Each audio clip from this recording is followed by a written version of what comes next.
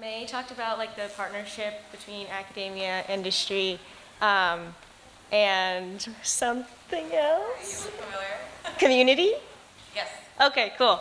And so I was wondering, since each of you are from different of those sectors, if you could each talk about your experiences and maybe challenges in trying to make those collaborations. Sure. You can just leave that there for fun. Oh, sorry. Okay. So I mean, you know, this project with water treatment with the women home-based enterprises really began in 2011.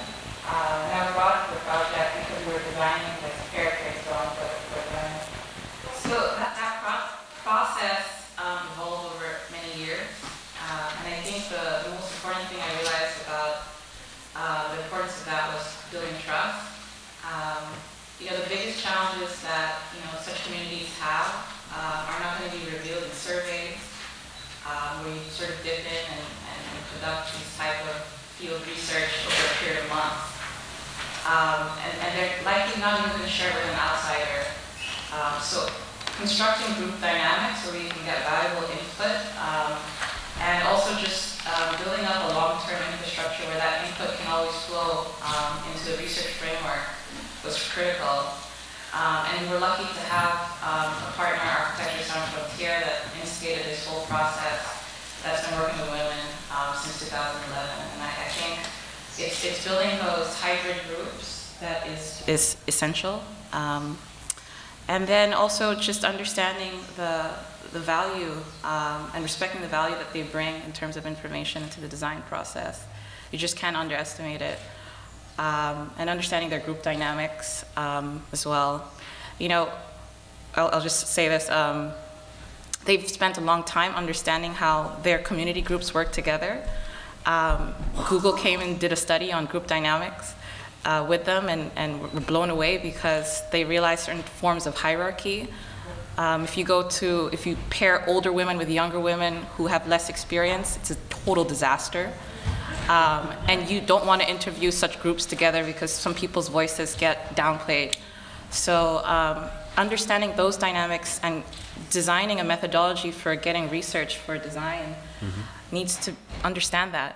And so, you know, we devised different ways of interacting with the women and conducting participatory design sort of focus groups that understood that dynamic. So, yeah. It's Global Mamas. I don't know if they've published it yet, but if you reach out to them on their website, they have a whole... Oh, yeah, yeah. They're very responsive. Who did the study? They did it themselves, or did someone? No, they had a social scientist, an anthropologist, I believe, who was working in Berkeley. And I think it was over a period of 3 years. So, yeah, I'm more than happy to share it with you. Okay. I can connect you. I'll give you my email. Sure. Okay, great. Let's see. You want to talk about challenges in realizing projects? Is that the in collaborations?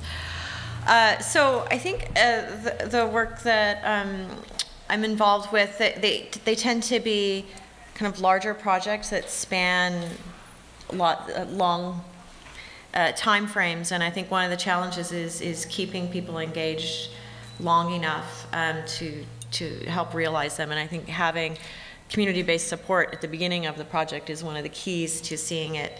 You know, if it's going to take 2 years, 5 years, 10 years, is key to the success of these long-term projects. I think, you know, kind of going back to the Sandy experience, is that, you know, sometimes it takes a crisis and then people will say, oh, okay, now climate change is real. But then a few years go by and, well, didn't flood last winter, so maybe it's not so real. So it's kind of keeping the flow of information about these environmental challenges and making sure that it's a long-term view. At the same time, we're engaging in kind of smaller short-term projects. So it is challenging, and I think by educating, you know, community-based education while these bigger projects are happening, the ideas of the projects take root, even if they won't be implemented for years, or you implement things incrementally. So I think it's that larger kind of geologic view that's hard for humans. So. I mean, I think the field of like participatory design is definitely an emergent field. And it's exciting, and I think I don't think I knew that landscape architecture was like a profession until I was maybe 25, so I think part of it is like educating people about design, educating kids about design, and getting them exposed to it, and giving them like an agency in it. We worked on a project with Gallaudet University in Washington, D.C., which is a primarily deaf university. And I think there's often like this architectural like impulse, or a history of architects coming down and kind of like imposing like a certain will or a certain idea on communities. And one thing that I definitely personally learned throughout that process at Gallaudet was just how much of a kind of a rich understanding that people have of their own ways of understanding space. Obviously, they're a very particular type of community that already kind of feels marginalized in public space. And so it was just, how can you kind of find ways of listening? I think one thing was a commonality between all of us is we're kind of looking at the existing conditions and how we can kind of manipulate them to be in the generally better, like, social and environmental good of people. So hopefully you can kind of, begin to kind of unearth what the community is bringing, and then how you can kind of like optimize it in a design solution. Yeah, I think that's a really great point. So I'm just thinking about the research project we have been doing. I think the community engagement is a very key component. So in order to assess the environmental health performance of this different water infrastructure design, so we collaborated with several communities. So we collaborated with the Cape Cod community to look at the uri-diverting composting toilets. And in order to look at the green infrastructure, we collaborated with Cincinnati, Cleveland, so who have installed the gardens and also other green infrastructure. So they provided us real data for our models, and also we provided them, the quantitative assessment results to support their design.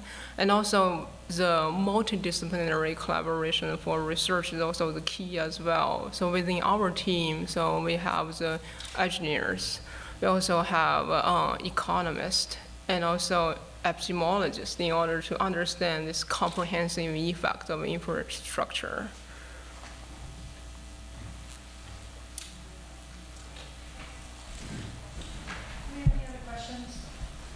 Yes, please come on. Thanks. Gail and David, this is for you. In your designed landscapes, how important is education? Is leaving behind some interpretive signage or some indication of what you did, that this perhaps is not what was originally there, and that you've done something?